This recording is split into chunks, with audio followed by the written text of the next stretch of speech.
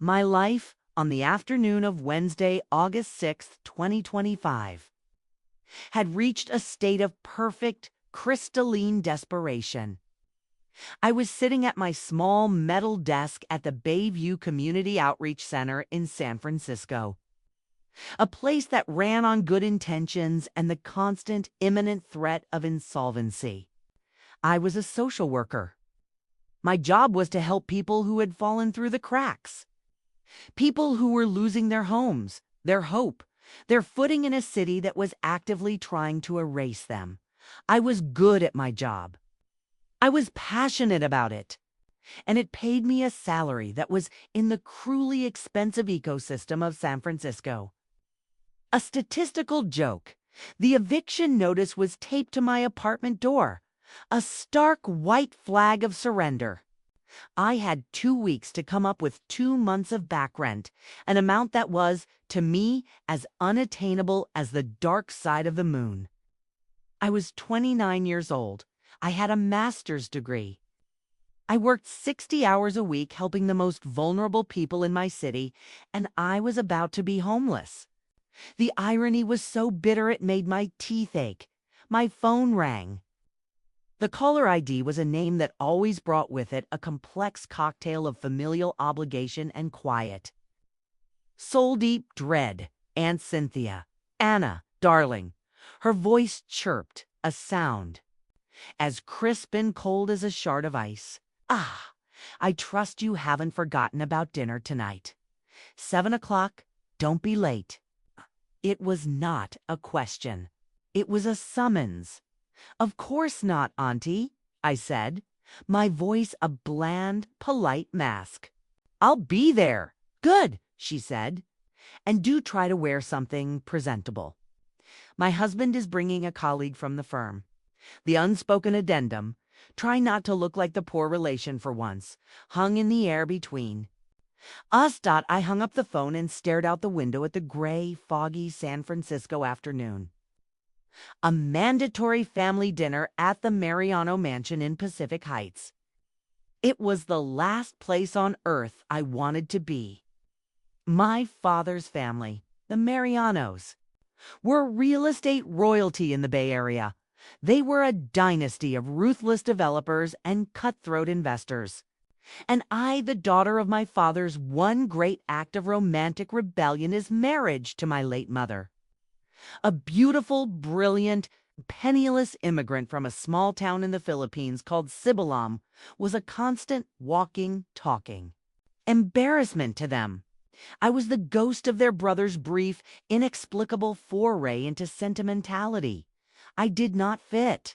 I did not belong. And they never, ever let me forget it. The Mariano Mansion was a cold white, modernist cube of a house perched on a hill in Pacific Heights, with a view of the Golden Gate Bridge that was probably worth more than the entire GDP of a small country. The inside was a museum of expensive, minimalist good taste. White walls, white furniture, and a few massive, intimidating pieces of modern art. It was a house with no clutter, no warmth, and no soul. My Aunt Cynthia, the matriarch of this sterile kingdom, greeted me at the door with a kiss on the cheek. That did not quite land. She was a tall, elegant woman in her late 50s, her face a perfect, unmoving mask of expensive cosmetic procedures. Anna, you made it, she said, her eyes doing a swift, brutal inventory of my outfit. A simple, clean black dress, the one nice dress I owned. Her gaze lingered for a fraction of a second on the scuff on my shoe. The dinner was, as always, an exercise in quiet, polite humiliation.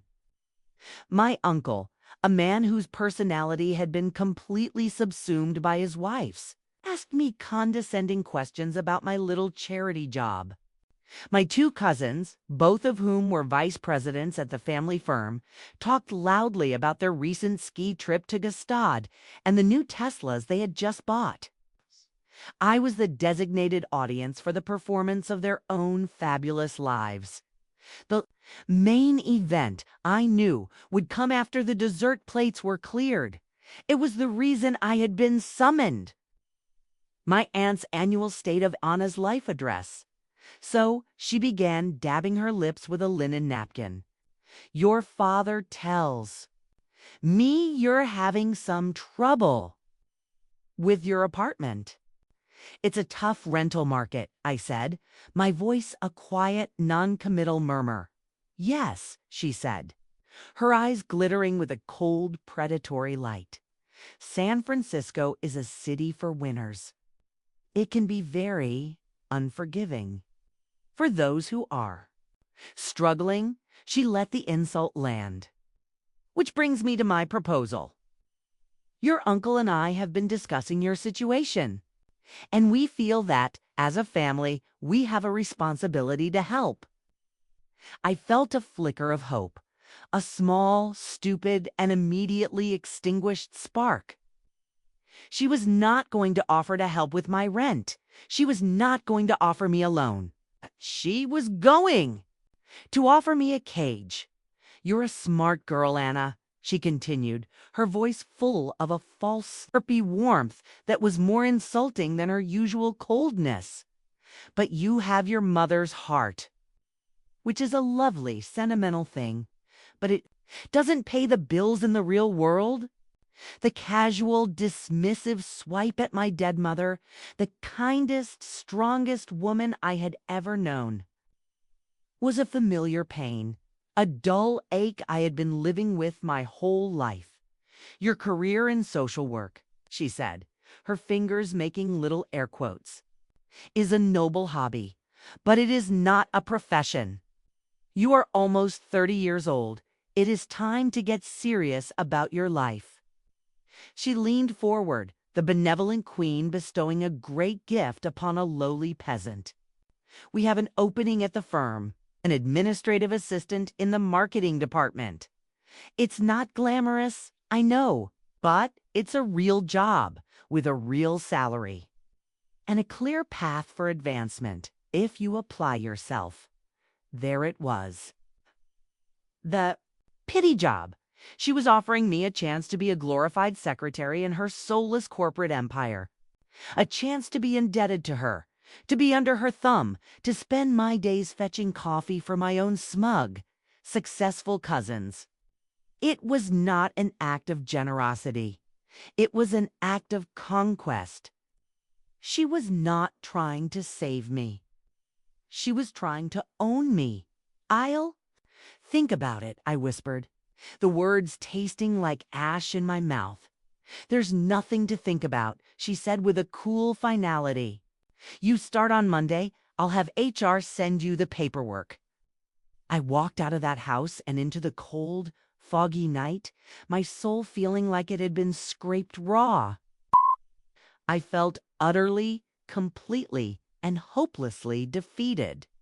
I was going to lose my apartment. I was going to have to take her terrible, humiliating job. My life, my independence, my mother's legacy of quiet, defiant strength, it was all about to be swallowed whole by the cold. Hungry ghost of the Mariano family fortune, I didn't have enough money for a cab. I walked the long, cold blocks to the bus stop, the fog swirling around me. I had exactly $5 in my pocket, 3 for the bus fare and 2 for a cheap cup of coffee in the morning. On the corner, there was a small, brightly lit liquor store. Now the window was a big, garish sign, a rainbow of neon hope and statistical impossibility.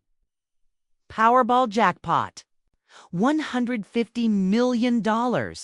And in that moment of profound, absolute, rock-bottom despair, a strange, reckless, and utterly insane impulse seized me. The bus wasn't coming for another 15 minutes. I looked at the $5 bill in my hand. I thought of my eviction notice. I thought of my aunt's cold, triumphant face. And I thought, what the hell? I walked into the store. I did not buy a bus ticket. I did not save the money for coffee. I spent two of my last $5 on a single Powerball ticket. A quick pick, a random computer-generated sequence of numbers.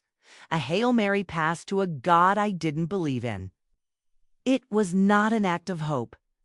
It was an act of pure, unadulterated, and complete surrender. I was so tired of fighting.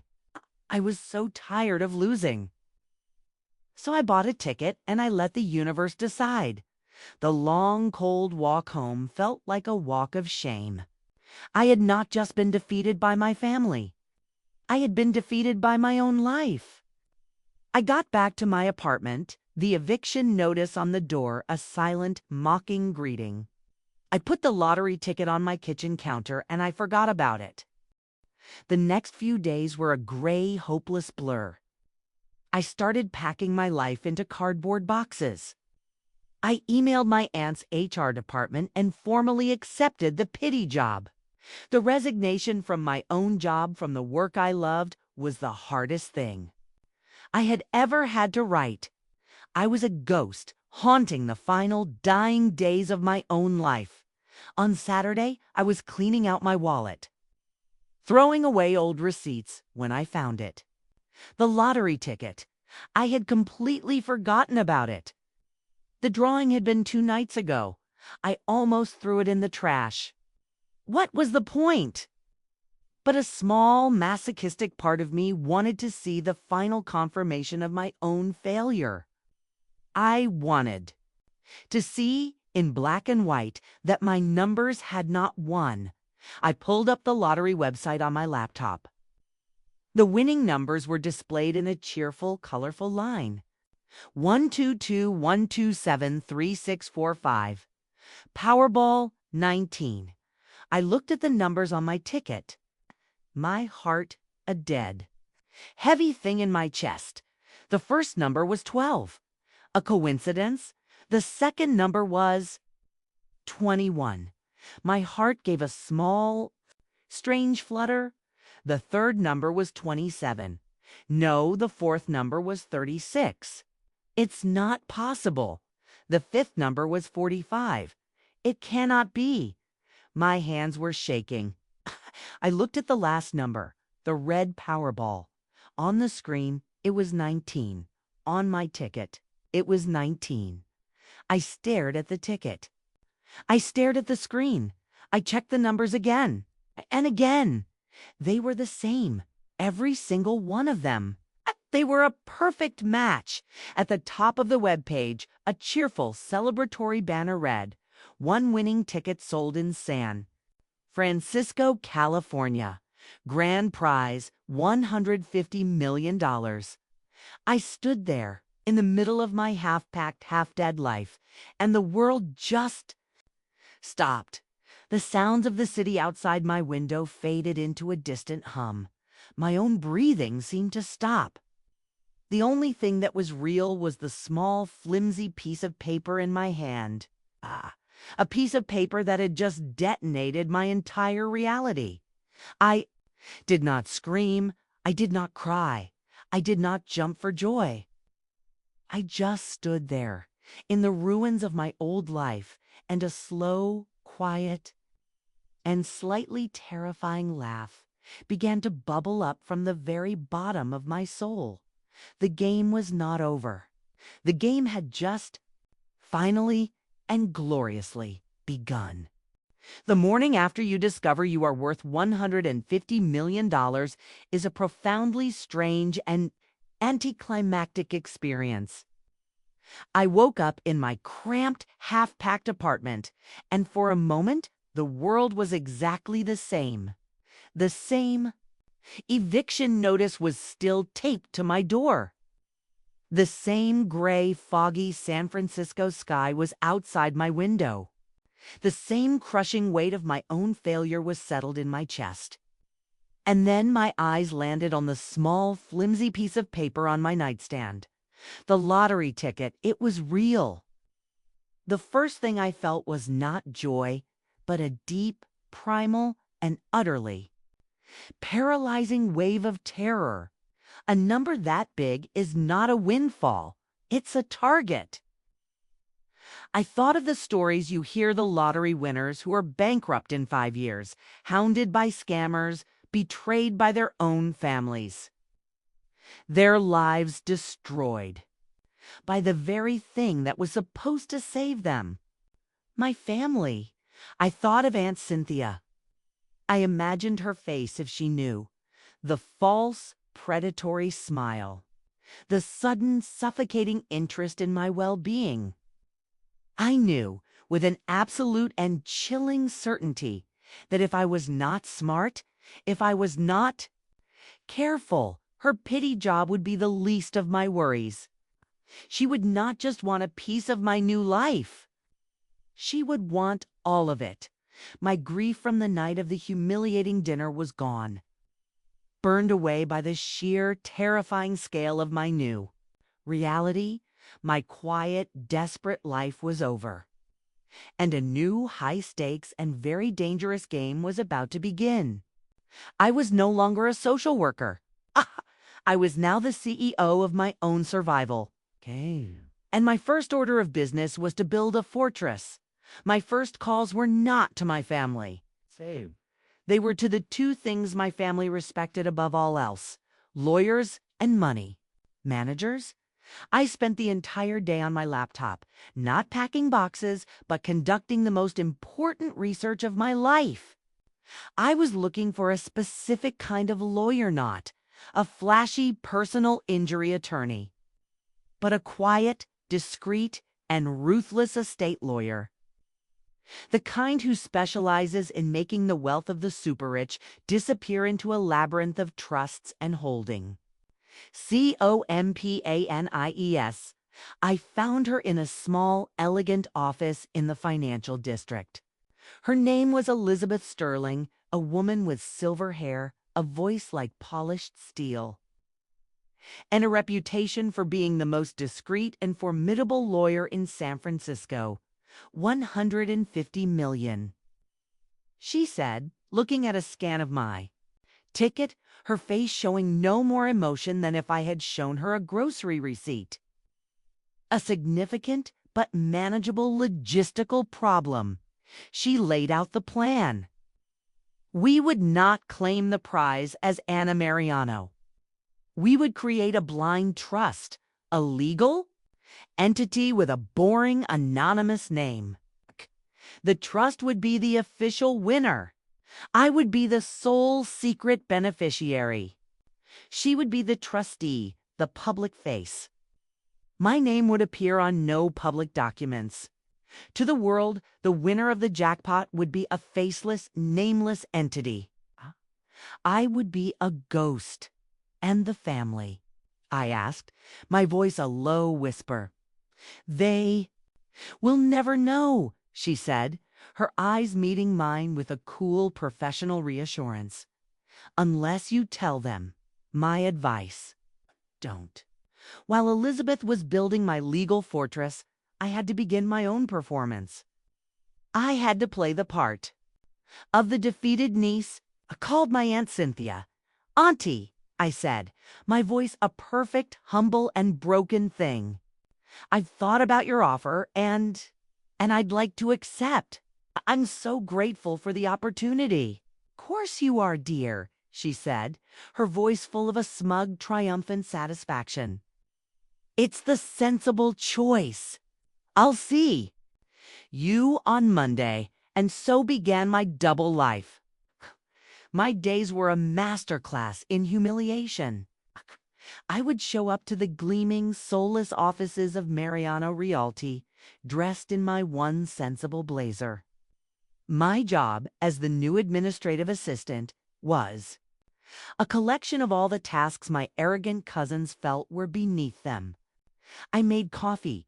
I collated reports. I booked their lunch reservations at restaurants I could never afford. My cousin Mark, who was a vice president, would drop massive stacks of paperwork on my desk and say, with a wink, just some light reading. For you, Annie. Glad to have you on the team. They called me Annie, a small, diminutive, and deeply patronizing nickname. I smiled, and I thanked them. and I played the part of the grateful, pathetic, poor relation. But my nights were a different story. After a day of being treated like a servant, I would leave the office and take the subway not to my old, sad apartment in the Mission, but to a new one, my real one. My lawyer, Elizabeth, had helped me purchase it through a holding company. It was a beautiful hidden condo in a quiet, discreet building in Russian Hill with a secret garden and a view of Alcatraz. It was my sanctuary, my real home. And in the evenings, I was not Annie, the humble assistant. I was Ms. Mariano, the silent partner of a $150 million trust. I would have quiet, discreet meetings with my new financial advisor, a brilliant woman who was patiently teaching me the language of my new world: stocks, bonds, venture capital, philanthropy. I was a student again, and my subject was power. The change in me was subtle at first, but it was there. The constant law-grade hum of financial anxiety that had been the soundtrack to my entire adult life was gone. I slept through the night. For the first time in years, I bought a new pair of shoes, not from a discount store, but a real, beautiful, well-made pair of leather boots that made me feel grounded and powerful. I got a new haircut. I started eating better. The quiet desperation that had been my constant companion was slowly being replaced by a calm, quiet, and deeply hidden confidence. And my family, the keen-eyed predators that they were, began to notice. The first sign that they were suspicious came at our next mandatory Sunday dinner, a few weeks after I had started the pity job. I walked in, and my Aunt Cynthia's eyes immediately went to my new shoes. Well, she said, a thin, tight smile on her lips. Someone's been shopping. It seems that little salary we're paying you is really making a difference, Annie. I'm learning to budget better, I said with a humble, grateful smile. Playing my part. But the questions continued through dinner. You seem different, Anna, my uncle said, peering at me over his wine glass. Less worried. Has been good for her, my aunt declared, as if my well-being were a direct result of her own benevolent intervention. It's given her structure, purpose. The real interrogation came from my cousin Mark. You know, I was looking at that community center property downtown, he said, his voice casual. The old Bayview building. We're thinking of acquiring it, tearing it down for a new luxury condo development. He looked at me, a sly, calculating look in his eyes. That's in your old neighborhood, isn't it? The one your mother was so fond of. He was testing me. He was telling me in his own cruel way that my old world, my mother's world of community and service, was about to be devoured by their world of profit and steal. A year ago, a comment like that would have devastated me. It would have made me cry. Now, it just made me angry. A cold, quiet, and very, very patient anger. I thought of my mother. I thought of her stories of Sibyllum. I thought of her fierce, defiant spirit. And I gave him an answer she would have been proud of. Yes, I said, my voice calm and even. She loved that place. She used to say it was the heart of the neighborhood. I looked my cousin directly in the eye. She believed that some things are more valuable than the land they're built on. A flicker of surprise went through the room. It was the first time I had ever pushed back, the first time I had ever met their cold, corporate logic with the simple, powerful truth of my own values. My aunt's eyes narrowed slightly. My cousin just smirked. But I had planted a flag. I had reminded them that I was my mother's daughter. As I was leaving that night, my aunt stopped me at the door. "You're doing well at the office, Anna," she said, her voice a low, confidential purr. "You're quiet. You do your work. but I'm watching you." Her eyes were like chips of ice. "Don't forget who you are. And don't forget who we are." It was a warning and a threat. She knew something was different. She didn't know what.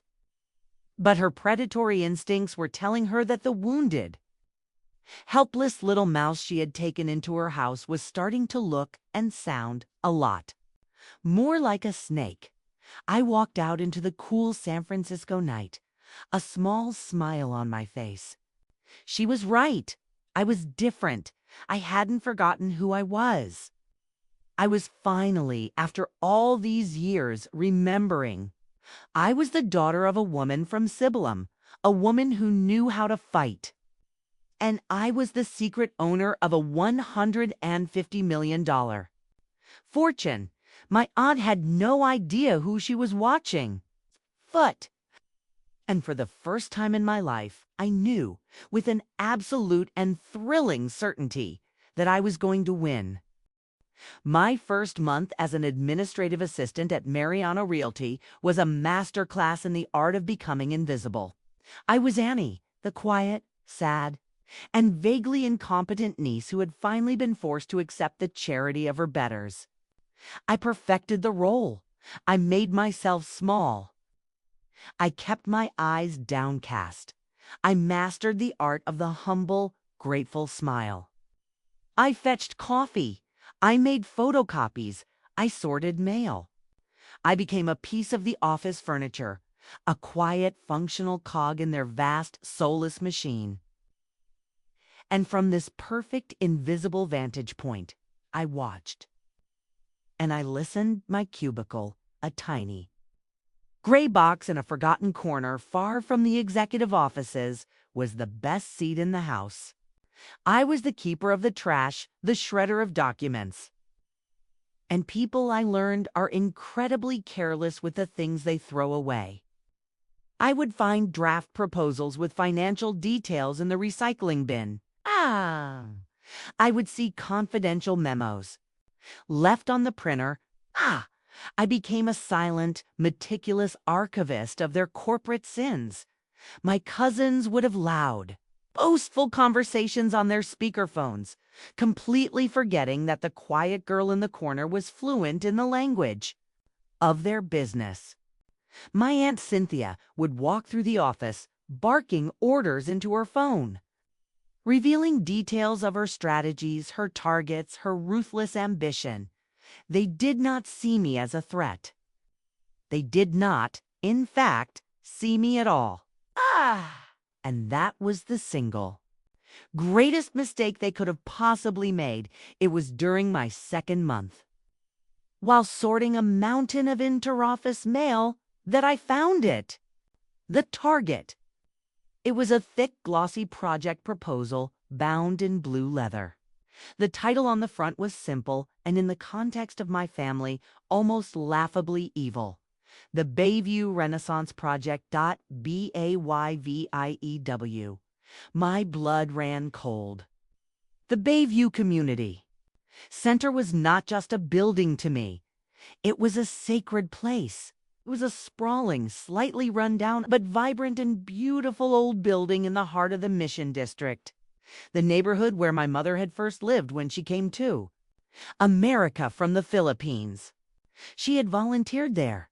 She had taught English classes to new immigrants in the evenings.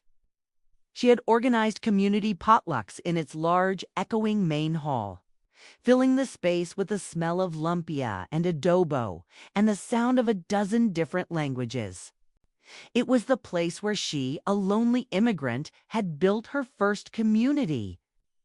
It was the place I had spent hundreds of hours as a child coloring in a corner while she taught her classes. It was, in a very real sense, my mother's first home. In this country, I opened the proposal, my hands trembling with a cold, rising dread. The plan was brutal in its simplicity. Mariano Realty intended to buy the building from the cash-strapped nonprofit that ran it. I'll demolish it and build a new 10-story luxury condominium complex in its place. The proposal was filled with glossy renderings of glass-walled apartments, with views of the city, a rooftop infinity pool, a private gym. The language was the soulless corporate poetry of gentrification. It spoke of urban renewal, of unlocking the property's value, of serving a new, more affluent demographic. It did not speak of the hundreds of kids who used the after-school programs, of the seniors who came for the free meals, of the immigrants who came to learn English. It did not speak of the community that called that place home. The final page was a financial projection. The estimated profit on the project was over $50 million, and at the bottom of the page was the signature of the project lead, my aunt, Cynthia Mariano. She was going to bulldoze my mother's memory for a $50 million profit. The quiet, simmering anger I had been nursing for the past month, the anger over the pity job, over the constant low-grade humiliation, all of it coalesced into a single white-hot point of pure, unadulterated rage. This was not just a business deal. This was a desecration, and I was not going to let it happen. That night, I did not go back to my secret, beautiful condo in Russian Hill. I went back to my old half-packed apartment in the Mission. I needed to be in my own world, my real world. I called a meeting my lawyer, Elizabeth Sterling, and my financial advisor. A brilliant young woman named Anya met me there. They sat, a little uncomfortably, on my lumpy second-hand sofa, too. Titans of finance and law in a room that was probably smaller than their walk-in closets. I laid the Bayview Renaissance proposal on my coffee table. I told them the story. I told them about my mother, about what that building meant to me, to the community. She cannot have it, I said, my voice a low, quiet hum of pure, unshakable resolve. I don't care what it costs. We are going to buy that building. Elizabeth, the lawyer, looked at me, her expression calm and analytical. This is not a sound financial investment, Anna, she said, her voice a gentle but firm reality check. The building is old. It's not up to code. The land is valuable, but the structure itself is a liability. I am aware of that, I said. Your aunt's company is the biggest player in this market, Anya, the financial advisor added. They have more capital, more leverage. A direct bidding war is a battle we are not guaranteed to win, and it would be very, very expensive. I'm aware of that, too, I said. But you are both thinking like investors. I need you to start thinking like soldiers. I looked at them, my two generals in this new secret war. My aunt does not know who she is fighting. She thinks she is bullying a small, underfunded nonprofit into a quick sale. She has no idea she is about to go to war with a $1-100-N-50 million blind trust. That is our advantage, the element of surprise. We spent the next 3 hours mapping out the strategy. It was the first board meeting of my new secret life. I was not a charity case. I was a CEO, and I was giving my team their first directive. First, I said I want you to form a new shell corporation. A real one. I want it to be completely untraceable back to me or the trust. I thought for a moment, a slow, wicked smile spreading across my face. Let's call it the Sibyllom. Group, the name was a private joke. A quiet, defiant tribute to the woman whose memory I was about to fight for. Second, I continued, I want you to make an offer, a strong one. I want you to go to the board of the community center tomorrow morning before my aunt has a chance to bully them, and I want you to offer them a price that is 20% over her initial offer. That will get her attention, Elizabeth said, a gleam in her eye. That's the point, I said. I don't want to just win. I want her to fight. I want her to bleed for it. I want her to overpay, and then I want her to lose. First shot was fired the next morning. My Aunt Cynthia was in a meeting with her development team, finalizing their lowball offer to the Bayview Center. Her assistant, a nervous young man I had been secretly bribing with good coffee and polite conversation, texted me from inside the meeting. They're planning to submit the offer this afternoon. I forwarded the text to Elizabeth. My own team was already on their way.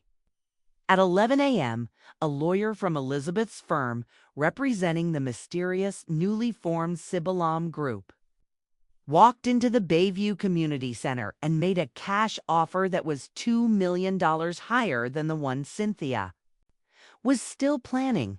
The news hit our office at 3 o'clock like a small, unexpected earthquake. I was at my desk collating marketing reports when I heard my cousin Mark's voice. A loud, incredulous shout from down the hall. What do you mean? They have another offer. Who the hell is the Sibalam Group? I kept my head down, a small, secret smile on my face. The mouse was in the house. I watched from my invisible vantage point as chaos erupted in the executive suite. Cynthia was furious. I could hear her yelling at her legal team. A bidding war for a property she had considered. A sure thing was an insult to her authority. It was a wrench in the gears of her perfect, oiled machine. She spent the rest of the afternoon in a rage, trying to find out who her new rival was. She had her analysts running searches, her lawyers checking corporate registries. But my fortress was well built. The Sibalam Group was a ghost, a Delaware corporation with no history, no public face, and, it seemed, a very, very deep pocketbook. Late that afternoon, I was summoned to her office. Not for coffee, Annie, she said, her voice a low, dangerous.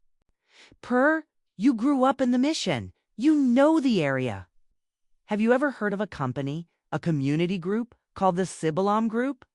I looked at her, my face a perfect mask of polite, helpful confusion. Sibalam? I said, feigning a thoughtful frown. Think.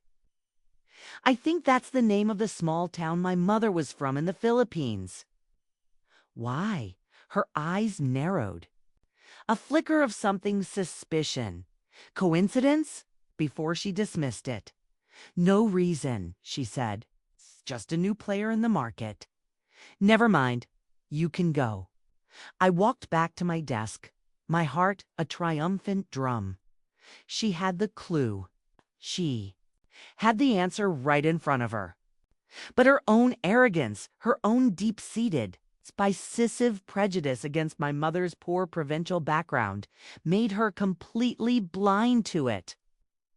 She could not possibly conceive that the quiet, pathetic niece who fetched her coffee was the very same person who was about to go to war with her for the soul of the city. Just before I left for the day, I walked past her office again. She was on the phone with her lawyers, her voice a furious, determined hiss. I don't care who they are, she was saying. Double our offer. I want that building. We're not going to be outbid by some ghost. I went back to my desk. I opened an encrypted chat with my own lawyer. I sent a single, simple, and deeply satisfying message. Elizabeth, they just doubled their offer. I want you to raise ours by another $1 million. The battle was joined. And the beautiful, wonderful, glorious thing was, this was a battle my aunt could not possibly win. She was fighting with her company's money. I was fighting with hers. The month that followed was a masterclass in psychological warfare. And I was both the covert field agent and the architect of the entire campaign. My life became a study in jarring contrasts. By day, I was Annie, the meek, invisible administrative assistant. I would sit in my gray cubicle, diligently making photocopies and scheduling my cousin's lunch reservations, while the shock waves of my own secret actions reverberated through the executive. Sweet down the hall, my Aunt Cynthia was a woman possessed. The mysterious emergence of the Sibyllome Group had transformed her from a cold, calculating businesswoman into a furious, obsessive gambler. Her ego, the great monstrous engine of her life, had been wounded. The Bayview Community Center was no longer just a real estate deal. It had become a personal crusade. She could not, would not, be beaten by a ghost. I had a front row seat to her slow, magnificent unraveling. I would deliver coffee to boardroom meetings and listen as she and her team tried, and failed, to figure out who their rival was. They have no corporate history, no public profile, nothing.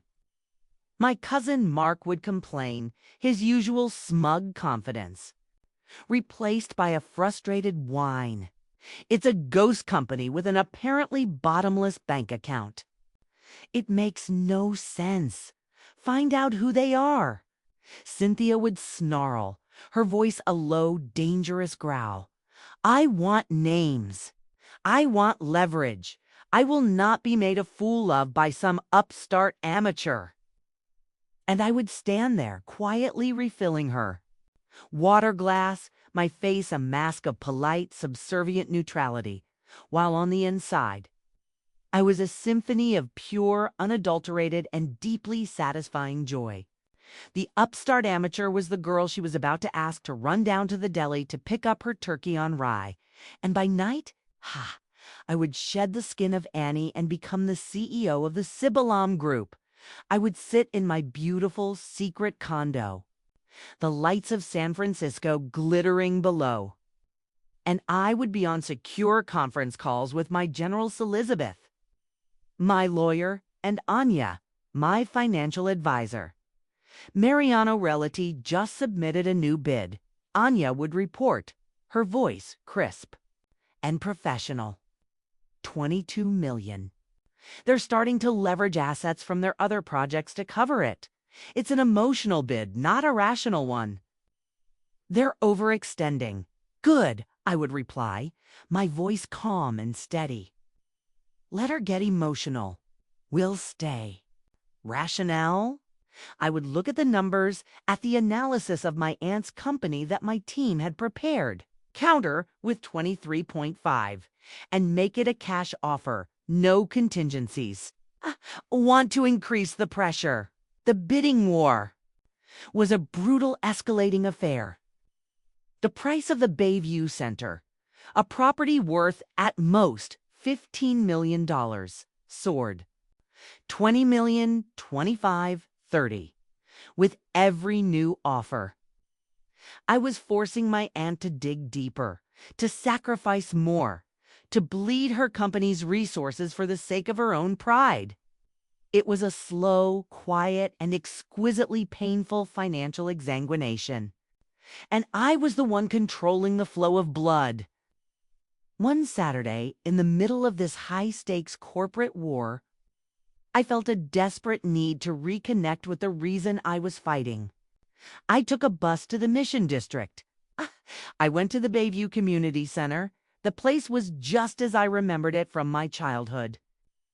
A little more run down, the paint on the walls a little more faded. But the same vibrant, chaotic, and beautiful energy was still there. The main hall was filled with the sounds of a dozen different languages. A group of senior citizens taking a Zumba class. The gymnasium echoed with the squeak of sneakers and the happy shouts of kids in an after-school basketball league. The library was full of new immigrants, patiently learning English from volunteer tutors. Just like my mother once had, I walked through the halls, a ghost of a different kind. A ghost of the past. I stood in the doorway of the small classroom where my mother had taught her classes. And I remembered I was 8 years old. I was sitting in the back of this very room, coloring, while my mother stood at the front, teaching. A group of 10 newly arrived Filipino women. They were all domestic workers, nannies, and housekeepers, their faces tired but full of a fierce, determined hope. My mother was not teaching them English. She was teaching them about their rights, about tenant laws, about workers' compensation, about how to not get taken advantage of by their wealthy, powerful employers. I remember one woman, a young girl not much older than a teenager, who had started to cry, telling a story about an employer who refused to pay her. And I remember my mother stopping the class. She went to the young woman. She put her arm around her. And she said in a voice that was both gentle and as strong as steel, "You are not alone. Here in this room, we are a village. We have a duty to each other. It is the spirit of Bayanahan. We lift each other up." The next day, my mother, the quiet, gentle social worker's wife, had taken the day off, put on her one good dress, and had gone with that young woman to her employer's mansion in Pacific Heights. She had walked into that grand, intimidating house and had calmly, politely, and relentlessly demanded that the girl be paid what she was owed. And she had not left until the girl had a check in her hand. Standing there, in the doorway of that dusty, forgotten classroom, my own eyes filled with tears. I finally understood what I was doing. This was not just a revenge plot against my aunt. This was not just about saving a building. This was an act of Bayanahan. I was protecting my mother's village. I was fighting for the people who could not fight for themselves. My beautiful secret lottery winnings were not just a fortune. They were a responsibility. And I was, finally, my mother's daughter. My resolve, which had been wavering under the sheer stress of my double life, was now a pillar of absolute, unshakable granite.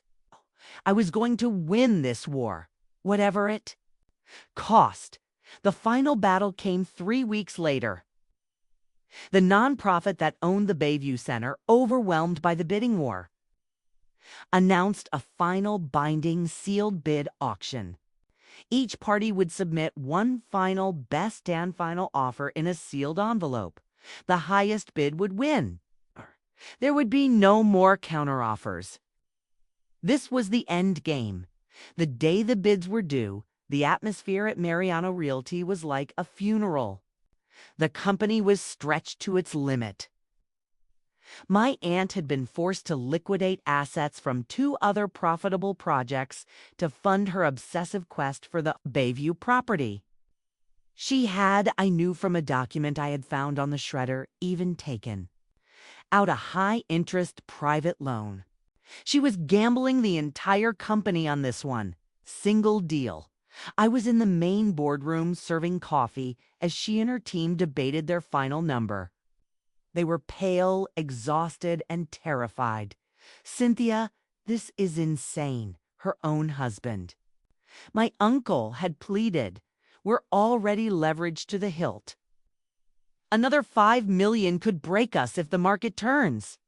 I will not be beaten by this ghost." She had hissed, her face a mask of pure reptilian pride. "They think they can intimidate me. I will show them what real power looks like." She made her decision. A final, massive, and deeply reckless bid. I saw the number on the final paperwork she signed. I took a mental photograph. I went back to my cubicle. I took out my burner phone. I sent a single encrypted text to my lawyer, Elizabeth. It was the number my aunt had just committed to. The number she was betting her entire company on. My message was simple. This is their final number. Our bid is $1 more. It was the ultimate, most elegant, and most insulting checkmate. I was not just going to beat her. I was going to beat her by the smallest, most humiliating margin possible. I was going to show her that I knew her every move, that I had been inside her walls listening to her secrets. The entire time, the next morning I was at my desk, pretending to collate a stack of spreadsheets. The call came at 10 a.m. It was from the nonprofit's lawyers. My aunt took the call.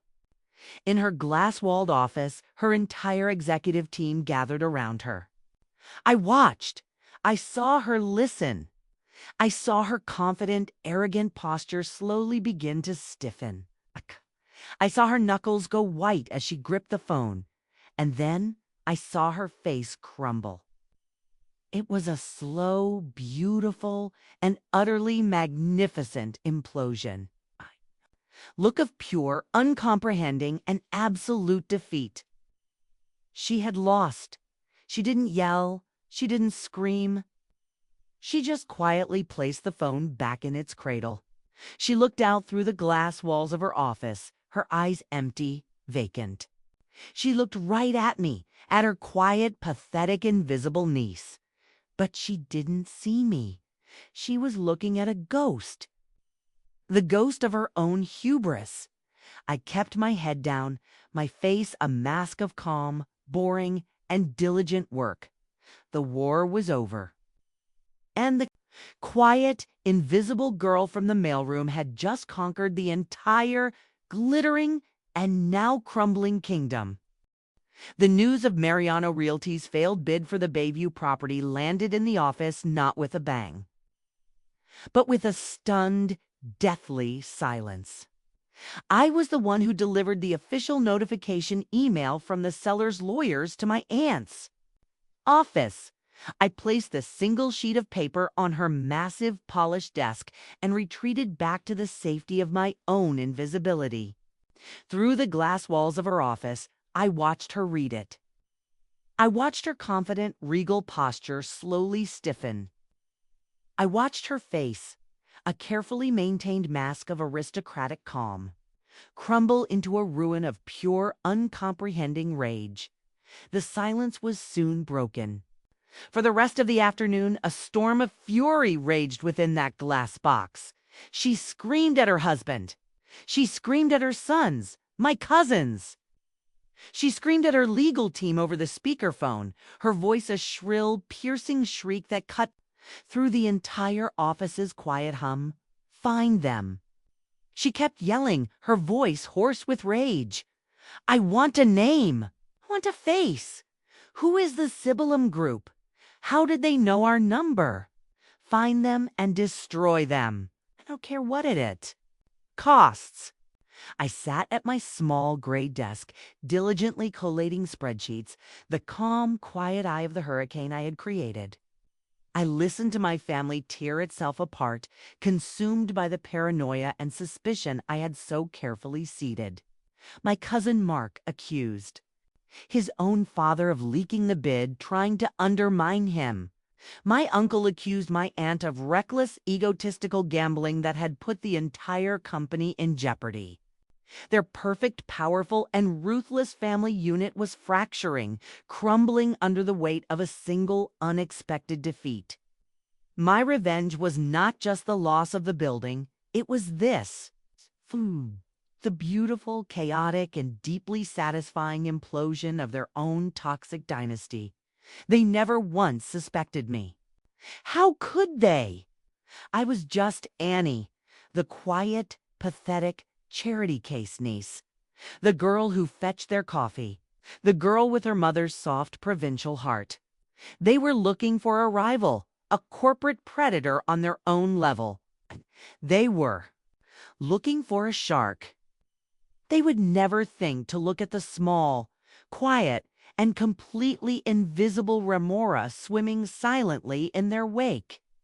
The kill shot was delivered the next morning. It did not come from me. It came from my lawyer, Elizabeth Sterling, a woman who understood, as I now did, that the most effective revenge is the one delivered with a quiet, professional, and devastating. Politeness at precisely 9 a.m. A press release was sent to every major news outlet, real estate blog, and philanthropic journal in the Bay Area. I had written it myself, late the night before, in the quiet sanctuary of my secret condo. It was the most important piece of writing of my life. I was at my desk, of course, when the story broke. I watched on my computer as the first headline appeared on the San Francisco Chronicle's website, then another and another. The story was everywhere. My cousin Sarah was the first to see it. "Oh my God," she whispered, her eyes wide as she stared at her screen. "Aunt Cynthia, you need to see this." I watched as my aunt, her face still pale and haggard from the previous day's defeat, opened the link. I could see her scream from my desk. "For immediate Arlasa, the Sibilum Group announces acquisition and preservation of the historic Bayview Community Center, San Francisco. CA. The Sibilum Group, a private philanthropic investment firm, is pleased to announce its successful acquisition of the Bayview Community Center. The historic property, which was under threat of demolition for a private luxury development, will now be preserved in perpetuity." My aunt's face was a mask of cold fury as she read the words. She had not just lost the deal, her own ruthless intentions were now a matter of public record. The Sibilum Group believes that the true value of a community is not in its real estate, but in its people and its history. To that end, the group is announcing the formation of a new $50 million endowment to fund the complete renovation of the Bayview Center and to ensure its operational costs are covered for the next century. The center will continue to serve the community with its after-school programs, senior services, and immigrant outreach, all free of charge. Cynthia's hand went to her mouth. The sheer scale of the financial maneuver was beyond her comprehension. This was not a business deal. This was a statement, and then came the final paragraph. The one I had spent an hour crafting. The small, perfect, and utterly devastating shiv I had saved just for her, in recognition of the spirit of community service that this center has always embodied. It will be formally renamed in honor of a beloved former volunteer, a woman who dedicated her life to helping new immigrants find their voice in this city. The building will now be known as the Elena Mariano Community Center. A spokesperson for the Sibilum Group stated, "We believe this is a fitting tribute to a woman who embodied the Filipino spirit of Bayanihan, the principle that a community lifts itself up by lifting up its most vulnerable members." My aunt made a small, choked sound, like she had just been punched in the gut. My mother's name, my mother's legacy, the memory of the woman she had spent her entire life quietly despising. I had not just beaten her. I had not just saved my mother's favorite place. I had taken my mother's name, the name my aunt had always considered a mark of provincial shame, and I had plastered it on the front of a $50 million monument to everything my aunt was not: generous, compassionate, and kind. I had used my secret fortune to build a permanent, public, and glorious tribute to the very woman whose heart she had always called a liability. The phone in her office began to ring. It was a reporter from the Chronicle. Then another call came in, and another. The story was perfect. A mysterious, benevolent corporation, run by a secret philanthropist with ties to the Philippines, saves a beloved community center from a greedy real estate developer. And the developer was her. She was not just the loser in a real estate deal.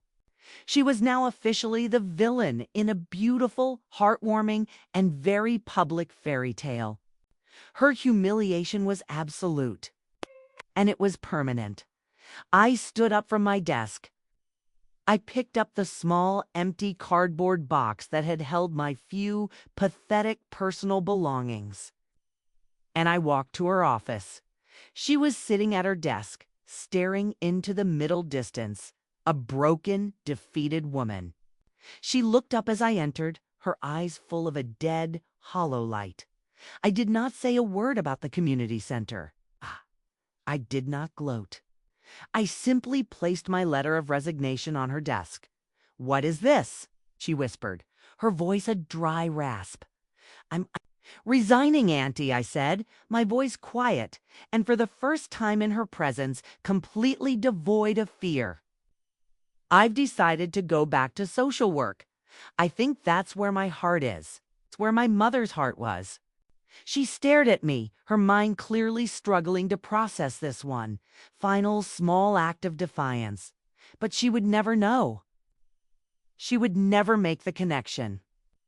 She would spend the rest of her life wondering about the mysterious ghost that was the Sibyllum Group, and she would never, ever realize that the ghost had been sitting in her own office fetching her coffee for the past 3 months. My revenge was silent.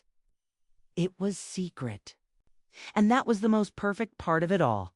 "Thank you for the opportunity," I said. And I turned and walked out of her office, out of her company, out of her life, forever.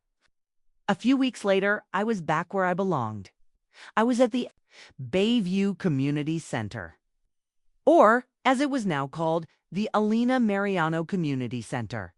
A new, beautiful bronze plaque with my mother's name on it was already gleaming on the front wall. I was not there as a visitor. I had taken a volunteer position on their new board of directors, a position offered to me by a board that had no idea I was their anonymous benefactor. I was helping them plan the renovations, helping them build the new programs. I was in a quiet and secret way continuing my mother's work. I stood in the doorway of that same small classroom, and I watched. A new generation of immigrants learning English, their faces full of the same tired, hopeful light. I was not a millionaire. I was not a corporate raider. I was a social worker. I was a daughter. I was my mother's legacy. I had won the lottery. But my real winnings were not the money. It was this, the feeling of being home. The quiet, profound, and deeply satisfying knowledge that I had taken the ugliest, most painful parts of my life and I had used them to build something beautiful, something permanent, something that would last. I was finally, truly, and completely free. And my new life was just beginning. The week after I quit my job at Mariano Realty was a strange, untethered dream. The $50 million endowment for the Elena Mariano Community Center was being managed by my legal and financial team. My aunt and her family had retreated into a deep, humiliated silence. My revenge was complete. I was, for the first time in my life, a woman with no job, no obligations, and a fortune so vast it felt like a clerical error. I was completely, utterly, and terrifyingly free. I spent the first few weeks in my beautiful secret condo, trying to decompress. I slept. I read novels. I walked through the city. But a strange restlessness began to grow in me. My victory felt clean, it felt just, but it also felt incomplete. I had won the battle in my father's world, the cold, corporate world of San Francisco. But I had won it using the values of my mother's world, the spirit of Bianahan, the memory of her. Strength. I had honored her name on a plaque, but I felt a deep, pulling need to honor the woman herself. I looked at the old, faded photograph I kept on my nightstand. It was of my mother as a young girl, standing in front of a small, simple wooden house. A brilliant smile on her face, the lush, impossible green of a tropical mountain rising behind her. The house was in Sibyllum, her home, a place I only knew from her stories, from the taste of the food she cooked, from the melody of the language. She spoke when she was happy, or sad, or angry. I had spent my entire life as the daughter of a woman from Sibyllum. But I had never, not once, actually been there. I booked a flight the next day. The journey was a slow peeling away of the layers of my American life, the long flight across the Pacific, the chaotic, vibrant energy of the airport in Manila, the smaller propeller plane that took me to the island of Panay, and finally, the long, rattling bus ride into the heart of Antique Province.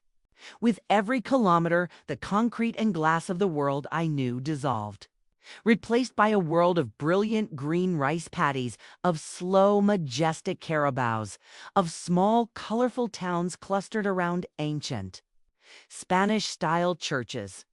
When I stepped off the bus in the small, bustling town of Sibalam, the air was a physical thing. It was thick, warm, and humid, and it smelled of 1,000 things at once. The sweet scent of grilling pork from a street vendor, the earthy smell of the rich soil, and the distant salty temps of the sea.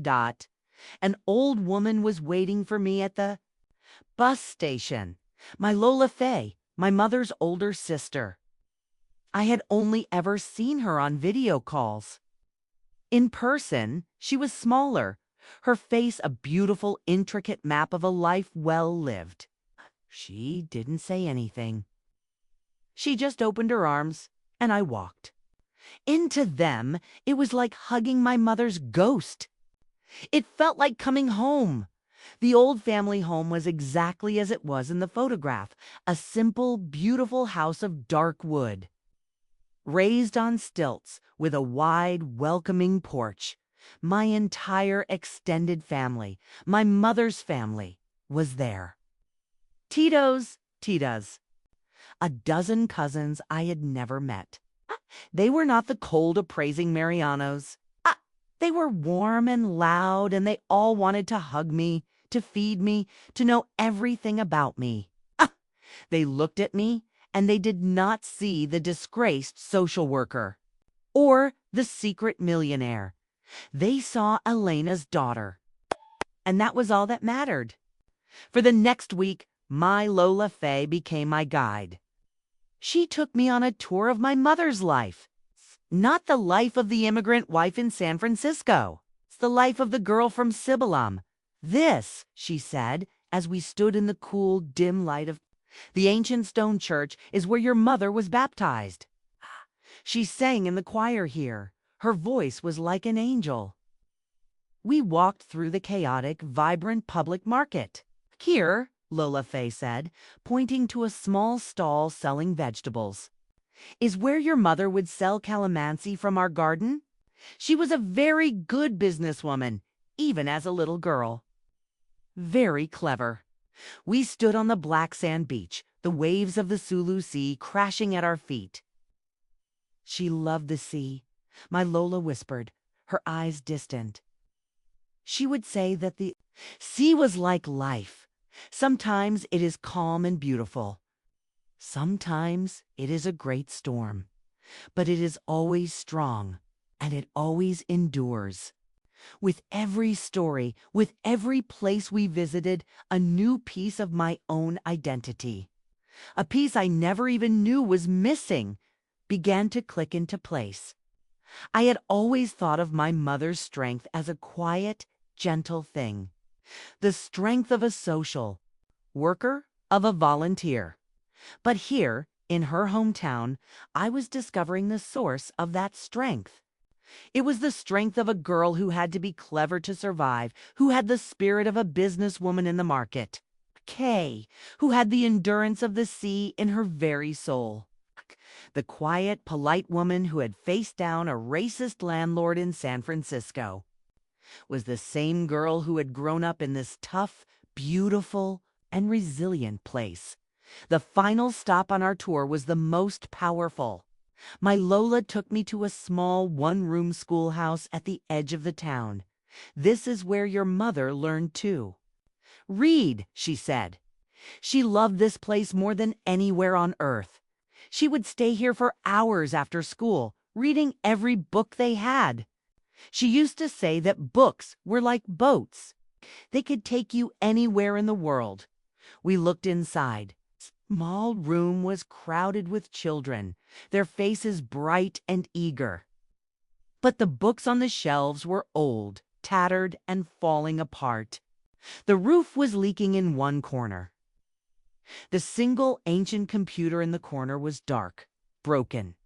The young teacher, a woman my own age, explained. The school was underfunded. The government had no money for a new roof, let alone new books or computers. They were doing their best with what they had. I looked at the faces of the children, and I saw my mother. I saw the same fierce, intelligent hunger for knowledge that had driven her across an ocean, that had propelled her into a new world. And I looked at the crumbling school, at the leaking roof, at the broken computer, and I felt the familiar, cold and righteous anger that had started this all. But this was a different kind of anger. It was not about revenge. It was about injustice. That night I sat on the porch of my family's home, the sounds of the sibilum night all around me. I had done it. I had gotten my revenge. I had saved my mother's legacy in San Francisco. But my Lola Faye's words echoed in my head. The test was not if the boat was beautiful. The test was if it could survive the storm. My victory in San Francisco had been about surviving the storm. It had been about proving I was strong enough to fight back. But what came after the storm? What do you do once you have proven your boat is strong? You don't just stay in the harbor, you sail. I looked out at the dark, sleeping mountains. My mother had used books as her boat to sail away from this place, to build a new life for me. And I had used the money from my strange, secret victory to come back, not to stay, but to build a bridge. My revenge against my aunt was complete, but my duty to my mother's memory was not. A plaque on a wall in a city she had left was a beautiful gesture, but it was not enough. Her real legacy, her real spirit, was here, in this town. In the faces of those children in that crumbling school, I took out my phone. I opened a new note, and I began to sketch out a new plan, a new project. Not the Sibilum Group, the ghost company I had used as a weapon. This one would be real. The Alina Mariano Foundation for Education, its first project, to build a new library for the Sibilum Elementary School. A library with a new roof and new books and a dozen new computers with a fast, free internet connection. A library that would be a fleet of new boats, ready to take the next generation of dreamers anywhere in the world they wanted to go. My revenge had given me my freedom. It had given me my independence. But my homecoming, my journey to this small, beautiful, and stubborn town had given me something more. It had given me a purpose. The quiet, sad social worker from San Francisco was gone. The secret, angry millionaire was gone too. I was Anna Mariano. I was the daughter of Alina Mariano, of Sibilum, and my real work, the work of my heart, was just beginning.